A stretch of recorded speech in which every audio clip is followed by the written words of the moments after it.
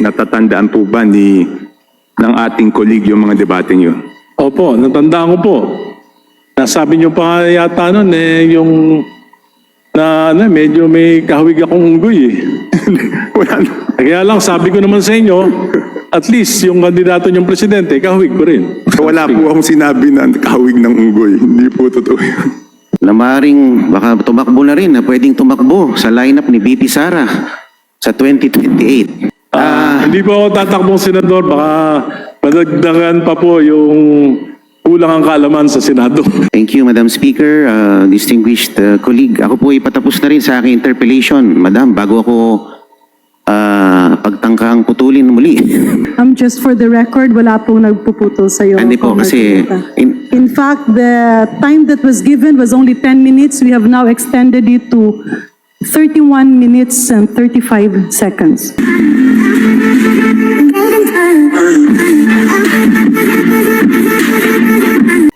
Majority Leader.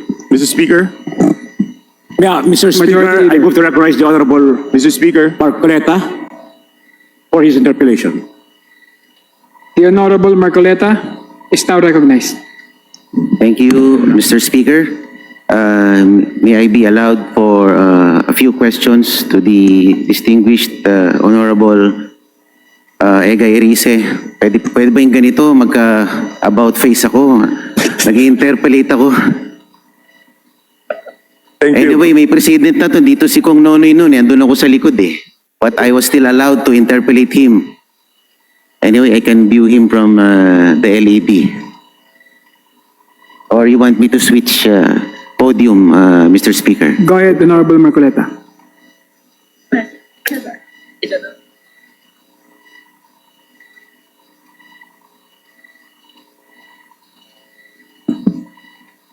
Salamat po. While I have nothing against the election of the new Senior Deputy Minority Leader Kong Laila de Lima, I just would like to know, Mr. Distinguished colleague, kung ano po ang role ng minority dito sa House. Hindi po ba tayo ay mga fiscalizers dito sa Kongreso, Ginoong Speaker, distinguished colleague? We should provide responsible check and balance. At pinapatunayan ko po sa inyo at sinusumpa ko sa inyo na sa aking ilang panahon sa minorya ay pinilit ko po na maging fair, ngunit maging totoo sa aking mga sinasabi. Batay na rin sa aking karanasan bilang panlima ko na pong termino dito sa Kongreso. And I've been serving the government for the last 50 years. Opo, and being tasked to provide checks and balances dito sa Kongreso, tayo po ba'y nabigyan ng panuntunan na kung hanggang saan lang ang pwede nating usisain o tuligsain insofar as the policies of the government are concerned, Mr. Speaker, distinguished colleague? Wala naman po, wag lang po tayong lalabag sa decorum at kung kakayanin po natin na dapat ipagtanggol na yung mga sinasabi natin ay tama at hindi kasinungalingan. Opo, napanood ko po yung video ninyo na kayo po ay nagsalita dun sa tackling ng anti-dynasty bill, and you were prevented to finish your statements. Nakita ko po there was an attempt to halt your manifestation, Mr. Speaker, distinguished colleague. Mr. Speaker, hindi po na-prevent ako. Ako po'y nakapagsalita ng maayos. Medyo passionate nga lang po yung aking pagsasalita sapagkat yung anti-political dynasty bill po ay 4 na dekada ko nang ipinaglalaban. Salamat po.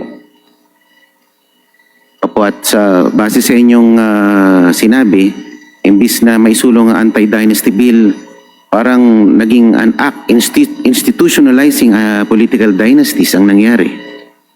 sa inyo pong pakiwari. Ganun po ang nangyari. Yun po ang aking opinion. At ako, I share the views of the distinguished colleague na parang tayo po ay pinipigilan magsalita dito. At yun din po ang karanasan ng aking ama nung siya po ay tinanggalan ng 5 memberships sa komite dahil siya po ay nagsalita.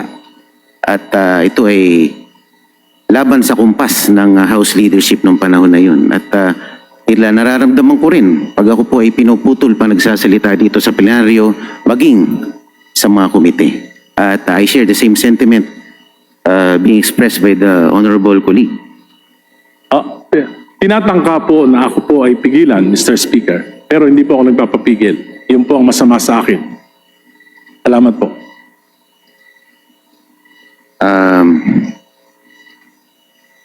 Yung pong bang pagiging Senior Deputy Minority Leader, meron po bang itong kaakibat na mga kondisyones para kayo italaga sa posisyong iyon? Wala naman po at nagpapasalamat nga po ako sa ating minority leader dahil pinaglaban tayo hanggang sa huli. At maluwag naman po sa aking kalooban na bumitaw sa aking posisyon. At binanggit ko lang po ito upang sa ganon ay hindi na maulit. Sa iba pang mga miyembro ng minority na pigilan sa kanilang pagsasalita sapagkat yung criticism po, yung mga private corporations po, nagbabayad pa sila ng mga critics upang makita nila yung mga pagkakamali at maitama. Para sa akin po, yung aking mga criticisms, bagamat matalim, ay may layunin na maitama yung mali, lalo na kung para sa kapakinabangan ng pamahalaan at ng ating mamamayan. Sinabi po kanina ng, thank you, Madam Speaker, distinguished colleague, sinabi po kanina ng ating Deputy Speaker na hindi po nakialam in any way ang mayorya sa inyong pagkakatanggal bilang Senior Deputy Minority Leader. But consider the timing nung kayo po ay nagsalita sa komite on suffrage. Kayo po ay agarang pinatawag ng House leadership. Ano po kaya ang pangitain yun? Ano po kaya ang ibig sabihin nun? Kung wala talagang pakialam ang House leadership. Sabi ko nga po, hindi lang naman ngayong administrasyon na ito, maging ng mga nakaraang administrasyon, talaga pong mayroon ng sistema na pinakikialaman. Noong panahon po ni Pangulong Duterte, pagkakasama po kami ni the late Edsel Lagman. Kaya nga po kami nagpetisyon pa sa Korte Suprema dahil minaniobra noon na ang maging minority leader ay mga miyembro ng majority. Dahil supermajority, kayang-kaya po na mag-ipon ng ilang mga miyembro para gawing minority. Kaya po ang tawag sa amin noon, Magnificent Seven. Pipito lang po kami, pero kami yung talagang nagpo-provide ng check and balance noong panahon ni Pangulong Duterte. So, ngayon po, nakikita ko pa rin yung ganitong sistema. At sana po, sa pamagitan ng pagsasalita ko, ay pabigyan talaga ng dignidad ang mga minorya na talagang maipahayag yung kanilang mga damdamin at saloobin nang walang inaalala na matatanggalan ng mga posisyon, matatanggalan ng mga komite, matatanggalan ng mga benepisyo para po sa para po ma-preserve yung integridad ng ating House of Representatives. Thank you, Madam Speaker. Distinguished colleague, ako po ipatapos na rin sa aking interpellation, Madam, bago ako pagtangkang putulin muli. Anyway, Madam Speaker. Just for the record, wala pong nagpuputol sa iyo. Hindi po kasi In fact, the time that was given was only 10 minutes. We have now extended it to 31 minutes and 35 seconds. Please proceed. Yes, ma'am. Madam Speaker. Yun lang naman po. I share the same sentiment being aired by the one of the stalwarts of the Liberal Party na nagugustuhan na rin ng mga DDS dahil sa kanyang pagtayo sa mga issues na maaaring baka tumakbo na rin, na pwedeng tumakbo sa lineup ni VP Sara sa 2028. Hindi po ako tatakbong senador, baka madagdagan pa po yung kulang ang kaalaman sa Senado. Pag-isipan niyo po, do not close your doors, distinguished colleague. Dahil nakuha niyo rin po ang aking respeto ngayong hapon na ito. At sana po, mas malaya na po ang pagsasalita dito sa ating Kamara dahil tayo po ay isang demokratikong institusyon. Dapat hindi po tayo pinipigilan magsalita. Lalo na po kung tayo ay miyembro ng minorya. At thank you po, Madam Speaker, distinguished colleague. Finally, nakakilala po ako ng isang true member ng minority. Maraming salamat po at magandang hapon. Majority Madam Leader. Speaker, I move to recognize the Honorable Toby Chanco for his interpellation. The Honorable, the time of the Honorable Egay Risi is extended for another 5 minutes. The Honorable Toby Chanco is recognized to interpolate. Madam Speaker, is the Honorable Erice willing to yield some questions? Opo. Salamat po. Especially with the distinguished Toby Chanco. Yes, Madam Speaker, hindi ko po alam kung natatandaan pa ng ating colleague na si Congressman Erice yung mainit na mga debate namin noong 2013 hanggang 2016, hindi lamang po dito sa loob ng Kongreso, kung hindi pati sa mga TV programs. Siguro wala nang mas mainit na debate kesa doon sa debate namin. Pero pagkatapos po ng debate, wala kaming personalan, nagkakamayan kami. Ito ay bilang isang respeto sa isang tao na kung hindi man kami nagkakasundo, at least alam ko na ang pinaglalaban niya ay tungkol sa prinsipyo, hindi dahil sa kung anumang bagay na siya ay sumisip-sip kung kanino, na siya ay binigyan ng kahit anong benepisyo. Kung hindi, kami nagtatalo dahil magkaiba lang kami ng pananaw. But those were very passionate debates. Natatandaan po ba ng ating colleague yung mga debating yun? Opo, natandaan ko po. Nasabi niyo pa yata nun yung medyo may kahawig akong unggoy eh. Wala na. Kaya lang sabi ko naman sa inyo, at least yung kandidato niyong presidente, kahawig ko rin. Wala naman pong ganun. Pero kahit ano pong debate ang pinagdaanan po nating dalawa, dear colleague, nananatili yung mataas na respeto ko sa iyo dahil ang alam ko naman ay hindi lang tayo nagkakatugma ng prinsipyo, dear colleague. Yes, the same way, the same feeling for you. Pero wala po akong sinabi na kahawig ng unggoy. Hindi po totoo yun. Anyway, ito pong pangyayaring ito, tama po ba yung dinig ko na tila may impluensya ang galing sa labas ang pagtanggal sa inyo bilang minority leader? Senior Deputy Minority Leader. Well, I think the very fact na ako po ay pinapatawag sa Office of the Majority Leader ay at upang i-clarify yung mga sinabi ko, isang indikasyon na ito na natatandaan ko na talagang sinita ako for criticizing the Marcos administration.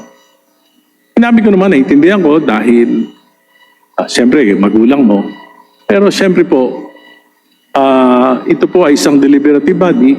Dapat po, wag nating personalin yung mga pinag-debate dito. At dapat ito ay maging learning experience para sa ating lahat. Madam Speaker, yan po ang isa sa mga problema, no?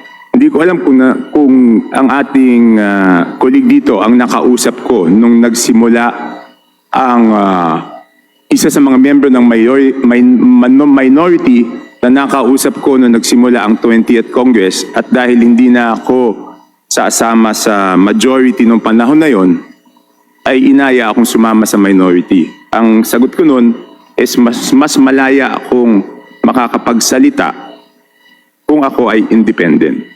Kasi gano'n naman talaga eh. Whether we admit it or not, aminin man natin o hindi, may konting negosasyon, may konting usapan between the majority and the minority. Kaya pag ikaw ay independent, walang pwedeng pumigil sa'yo dito kung ano ang gusto mong gawin. Medyo may katotohanan po ba yung aking observation, Dear Con?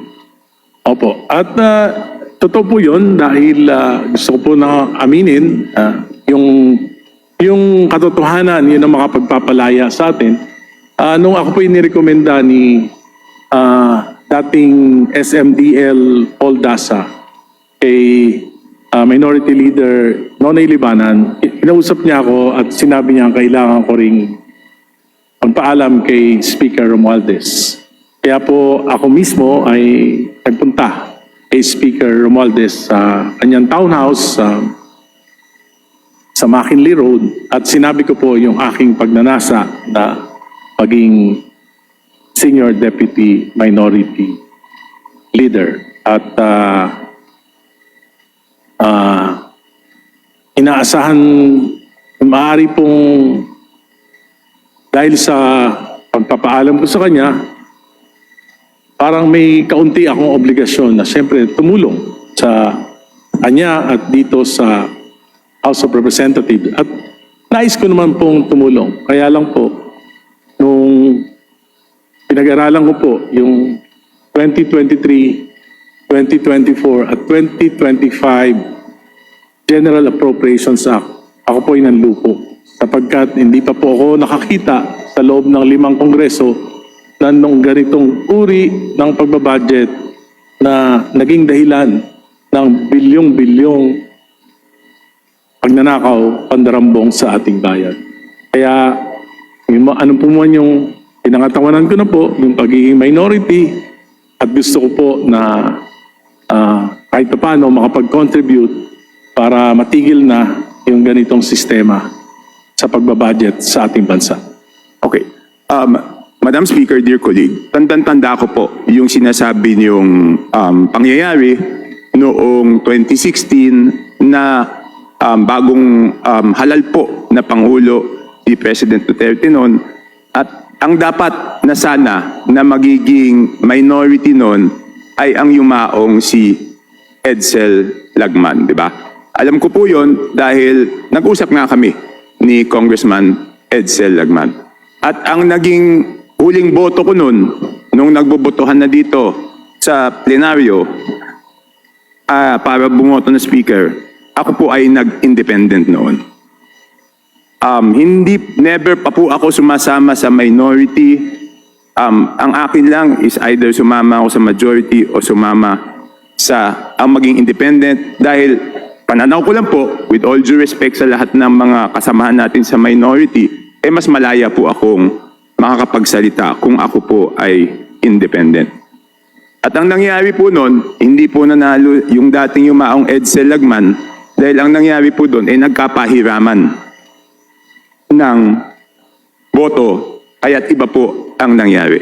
So ibig sabihin ng pahiraman is yung mga miyembro ng mayorya ay ipinahiram noon sa minority, kaya't hindi po kayo ang nakakuha ng minority noon. So ang ibig ko na sabihin, kung nangyari po na yan ngayon, hindi po unang beses na nangyari. Hindi po sa pagkakataon na ito. Madam Speaker, nangyayari na po yan at yan na po yung nagiging kalakaran. Kaya po siguro nakakalusot yung mga pagpapalusot dahil po hindi tayo nagkakaroon ng tunay na check and balance sa Kongreso. Hindi ngayon lamang, kundi ng mga nakaraang panahon dahil sa sistemang ito na siguro po sa pamagitan ng pangyayaring ito ay pwedeng mapag-isipan ng kapulungang ito upang maiwasan na, dahil talaga pong kailangan ng isang bayan ng totoong mga minorities na makapag-guide sa mga nagagawang kamalian. Wala namang perpekto eh. Mas maganda po yung may pumupuna kaysa sa wala para na itatama yung mali. Subalit, hindi ko naman po sinasabi na walang kalayaan. Kami nga po, nagkaroon kami ng kalayaan, aktibo kami at nagpapasalamat ako sa ating minority leader dahil talaga pong hanggat maaari ay pinagtatanggol niya kami sa Manoria. Yun po. So, tama po yung recollection ko po nung nangyari noong 2016. Tama po, tama With po. due courtesy to our distinguished colleagues, we have extended the time from 10 minutes to 40 minutes and now from 5 minutes to 7 minutes and 54 seconds. May we request our distinguished colleagues to please wrap up? Madam Speaker, I hope bigyan naman po kami ng oras kasi wala naman pong nagrereklamo doon sa mga susunod na magpi-privilege speech. At napakahalaga nito dahil ang tumbo ko po dito is siguro itong pagkakataon para baguhin natin yung sistemang ganun. Mas maganda po talaga na malayang nakakapagsalita ang lahat ng miyembro dito sa ating kapulungan. Di ba po, distinguished colleague? We take note of your recommendation Yes, and Madam just Speaker. for the record, everybody is given an opportunity to speak up. Except that we have 4 members who are lined up under a privilege speech. The Honorable Egay Arice rose on a matter of personal and collective privilege. Nagbigay daan po ang iba and we actually have a lot of bills for approval and second reading. If I may politely appeal to my distinguished colleagues to please wrap up. Yes, Madam Speaker, mahalaga rin naman po itong pinag-uusapan namin. So I would like to appeal na bigyan po kami ng mas pahabang oras ng konti. Madam The Speaker, Honorable Toby Chanco and the Honorable Egay Arice as a last extension of 5 minutes. Please proceed. okay, but if I'm not satisfied, then I will be forced to stand on a matter of collective and personal privilege. Yeah, session suspended.